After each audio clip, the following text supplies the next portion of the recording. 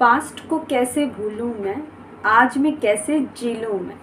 नमस्कार, मैं अंजलि स्वागत करती हूं आप सबका अपने यूट्यूब चैनल पे। आज का हमारा बहुत अच्छा टॉपिक है कि इंसान पास्ट को कैसे भूले। मैं भी जानती हूँ ये मुमकिन नहीं होता, बिल्कुल मुमकिन नहीं होता। कई बार हम ऐसा सोचने लग जाते हैं पास्ट में हमारे साथ ये हुआ था, पास्ट में हमारे साथ वो हुआ था, मतलब अकेले बैठे नहीं कि पास्ट घेरना शुरू।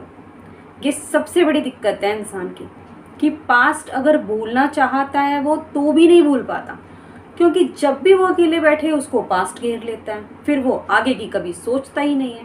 पास्ट भूलने का सबसे अच्छा तरीका क्या है पता है? अपने नाउ एट अ टाइम को बिजी कर लो। जिस टाइम पे आप हो उस टाइम को अगर आप बिजी कर लोगे तो पास्ट आपको कभी नहीं घेरेगा। पता है क्यों?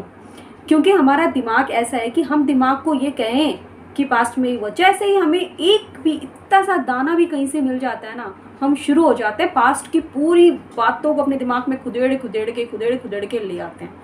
लेकिन इसके लिए हमें सबसे पहले अपने प्रेजेंट को बिजी करना होगा। अगर आप प्रेजेंट को बिजी कर लेंगे तो पास्ट आपको कभी छुएगा भी नहीं। सिर्फ आज के बारे में सोचो, आज के बारे में जियो, अभी इस 1 घंटे में मुझे क्या क्या करना है। अगर आपने ये सोच लिया ना तो पास्ट आपको कभी घेरेगा ही नहीं, मुमकिन ही नहीं है। क्योंकि पास्ट उन्हीं इंसानों को घेरता है जो खाली बैठते हैं। जब खाली दिमाग होता है ना हमारा, तभी वो पास्ट आता है हमारे पास। अगर पास्ट के बारे में सोचना शुरू करोगे तो वो बहुत कुछ ऐसा सोचवा देगा आपको जो आपको रोने पे मजबूर कर देगा कि भाई बैठ ले और तू 1 घंटा रो ले। इसका मतलब वो 1 घंटा खराब, वो टाइम खराब, रोने के बाद सर में दर्द होगा वो अलग। आपको एक एग्जाम्पल के थ्रू समझाती हूँ। जैसे कि मान लो आप लेडीज़ हो, आपके बच्चे को चोट लग गई, आप क्या करोगे? उस बच्चे की चोट के लेकर बैठे रहोगे या फिर उसको लेके डॉक्टर के पास जाओगे? ऑब्वियसली डॉक्टर के पास जाओगे। जब डॉक्टर के पास जाओगे तो वो दवाई देगा, उसको ठीक करेगा। जब आप उसे दवाइयाँ दोगे तो वो ठीक हो जाएगा। लेकिन कई चोट ऐसी हो जाती हैं जो सालों बाद भी आपको दर्द देती हैं, लेकिन वो दर्द कब देंगी? जब हम उस जगह को छुएंगे या फिर उस जगह पे कहीं और से कोई नोक वगैरह कुछ ना लग जाए तो। अदरवाइज वो चोट हमें दुख नहीं देगी।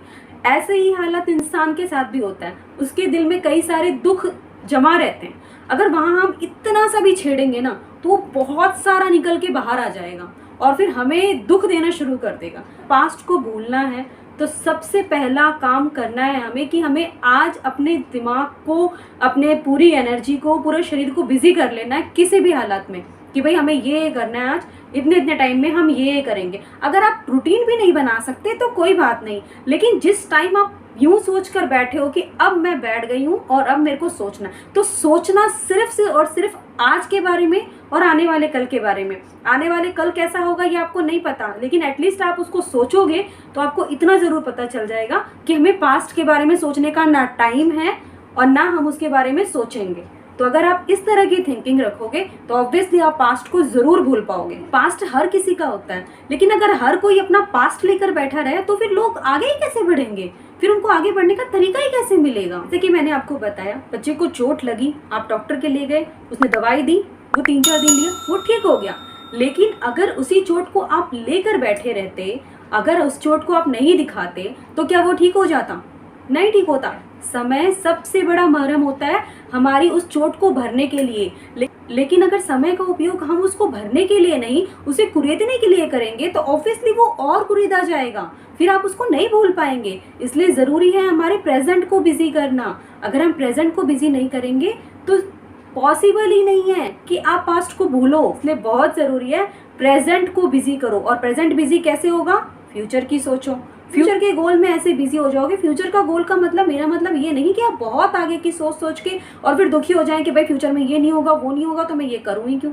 नहीं, प्रेजेंट, सबसे पहले अपने प्रेजेंट को बिजी करो, देन पास्ट अपने आप भूल जाओ। कर्म करना हमारे हाथ है, फल हमारे हाथ नहीं है। तो उस चीज के बारे में सोचकर अपने आप को दुखी ही क्यों करना? हमें बस पास्ट को भूलने के लिए भविष्य का सोचो। इस तरह प्रेजेंट भी ठीक हो जाएगा और फ्यूचर भी शायद ठीक हो जाए। अगर अच्छा सोचोगे तो अच्छा होगा। तो अगर मेरी वीडियोस आप लोगों को अच्छी लगती है तो प्लीज चैनल को लाइक एंड सब्सक्राइब जरूर कीजिएगा। Thank you so much for watching my video.